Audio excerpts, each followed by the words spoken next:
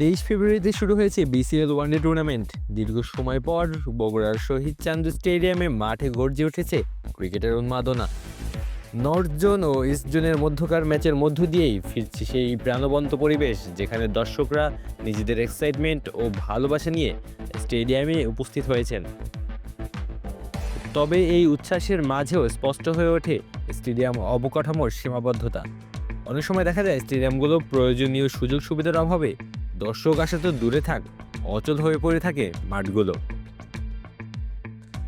বাংলাদেশের সবচেয়ে বড় এবং জনপ্রিয় ঘরোয়া টুর্নামেন্ট হলো বিপিএল, কিন্তু বিপিএলের ম্যাচ আয়োজিত হয় মূলত 3টে স্টেডিয়ামে: ঢাকার শেরেবাংলা জাতীয় ক্রিকেট স্টেডিয়াম, চট্টগ্রামের বীরশ্রেষ্ঠ শহীদ flight lieutenant Motiur Rahman cricket stadium এবং সিলেট আন্তর্জাতিক ক্রিকেট স্টেডিয়ামে। 2026 সালের বিপিএলের ম্যাচ হয়েছে মাত্র 2টি স্টেডিয়ামে, ঢাকা এবং সিলেট। বিপিএলের ভক্তদের দাবি হলো হোম অ্যান্ড অ্যাওয়ে ভিত্তিতে ম্যাচ আয়োজন করা হোক, ঠিক যেমনভাবে আয়োজন করা হয় ভারতের আইপিএলে। যেখানেই অন্যায় অনিয়ম সেখানেই চলুক প্রতিবাদ। অ্যাটম খাও, চাপার জোর বাড়াও। দেশের বিভিন্ন অঞ্চলে রয়েছে আন্তর্জাতিক মানের স্টেডিয়াম, তবে স্টেডিয়ামের সংখ্যা এবং ভেন্যুর বৈচিত্র্য বাড়াতে প্রয়োজন বিসিবি ও ক্রীড়া মন্ত্রণালয়ের সমন্বয়। সারা দেশের দর্শক যাতে নিজেদের ঘরোয়া শহরে বসে খেলোয়াড়দের সরাসরি খেলতে দেখার সুযোগ পান, তা নিশ্চিত করা গেলে দেশের ক্রিকেট আরও জনপ্রিয়তা অর্জন করবে। ক্রিকেট এই দেশে সবচেয়ে পপুলার খেলা হলেও এর বিকেন্দ্রীকরণ এবং মাঠের সংখ্যা বাড়ানো এখন সময়ের দাবি। প্রথম দিনের উত্তেজনা আরও বেড়ে যায় যখন লিস্টে ক্রিকেটে আকবর আলী তার প্রথম সেঞ্চুরি করেন। হেলমেট খুলতেই তার মুখে ফুটে ওঠে চওড়া হাসি। বগুড়ার গ্যালারিতে উপস্থিত দর্শকরা তাদের উচ্ছ্বাস প্রকাশ করতে থামেননি।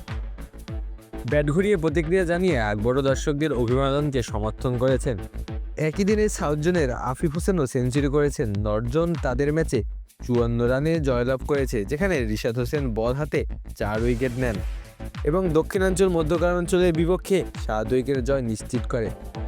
বগুড়ার শহীদ চান্দু স্টেডিয়ামে দর্শকদের ভিড় এই মাঠের প্রতি আগ্রহ ও ভালোবাসাকে প্রমাণ করছে। দীর্ঘমেয়াদী পরিকল্পনায় বিসিবি যদি এই স্টেডিয়ামে আন্তর্জাতিক ম্যাচ আয়োজনের সম্ভাবনা বিবেচনা করে, তবে দেশের ক্রিকেট আরও বিস্তৃত হবে। পাশাপাশি বিপিএলে স্টেডিয়ামের সংখ্যা বাড়ানো অত্যন্ত জরুরি।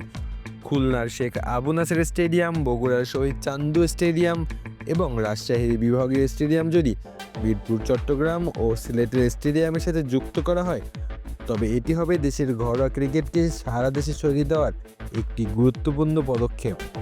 এর ফলে বিপিএলের খেলা শুধু কয়েকটি শহরে সীমাবদ্ধ থাকবে না, বরং দেশের প্রতিটি প্রান্তে ক্রিকেট প্রেমীদের জন্য উৎসবের পরিবেশ তৈরি হবে এবং ঘরোয়া ক্রিকেটের জনপ্রিয়তা আরও বৃদ্ধি পাবে।